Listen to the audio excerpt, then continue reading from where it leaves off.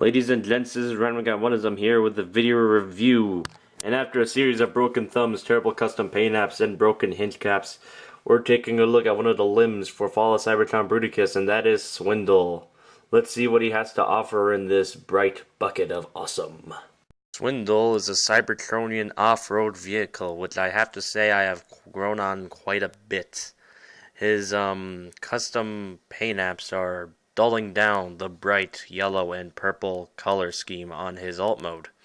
Despite the fact that his feet, hands, and somewhat his head are visible in this alt mode, I could care less. This alt mode still looks sexy. The undercarriage, there's not much to it, except for the combiner port and other hands, because this guy does Scramble City. And the Minesweepers, nice touch. Swindle's accessory is his, I've seen this in Rise of the Darkspark. It's his, turret in vehicle mode.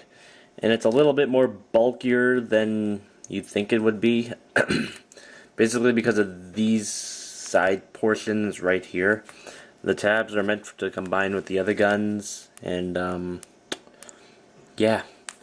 And the storage for it is, there's a tab on the port on top of Swindle's car to make it look really ridiculous, believe it or not.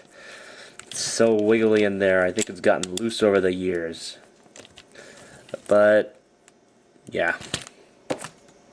Let's transform him. Swindle's transformation is very simple, which was very imminent in the Fall of Cybertron Generations line, especially towards Bruticus.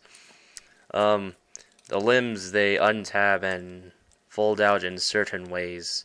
The shoulders, they fold up, and his waist joint comes in very useful, which comes into robot mode later.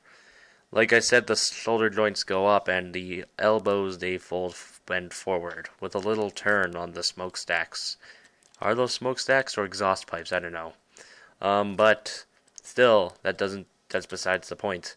His head reveal does make a massive click, which kind of worries me one day that I'll push his face too hard and it'll break off. And the tabs, they also make harmful clicks. Very, very scary, harmful, loud clicks into the shoulders. But once you do a little bit of tweaking and stuff, you've got your Swindle in his robot mode. Robot mode is very beefy. It's got a lot of coloring details and beef and lots of beef. But that's only from the front. If you look at him from the side or the back, he's very hollow. This is because the alt mode is basically the front of the robot. But that's because of the model. I do have the broken thumb on his hand, but that's beside the point. He's a very sexy robot, and his legs are loose. Swindle can hold his gun in both hands, but like I mentioned, I did break the thumb, so the grip is kind of loose on this hand. And on this hand, it works perfectly fine. There is no method of storage for his gun, but that's okay. We don't need gun storage on all our figures. I guess we do. Now let's get to the articulation on this guy.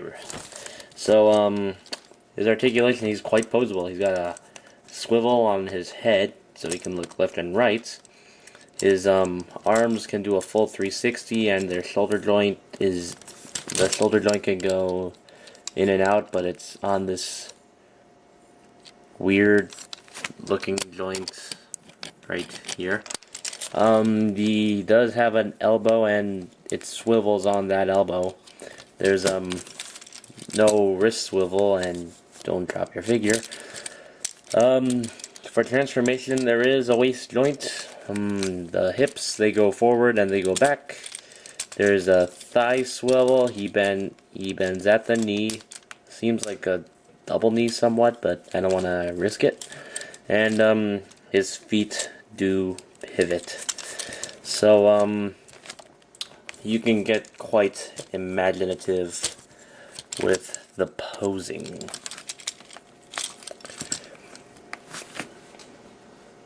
Best poser in the world. My thoughts on Swindle is that the design grew on me very, very quickly. For months I was hating on this because of the hollow back and all the reviews it was getting. But getting it in hand, it actually grew on me. Yes, it has some loose legs, thigh swivels, a broken thumb, some broken kneecaps, and is very scary to transform first time around like Blastoff. He's still a very cool toy. The head sculpt, though, I may have to improve. This is a video review for Fall Cybertron Swindle. This is Randoguy1ism, signing off.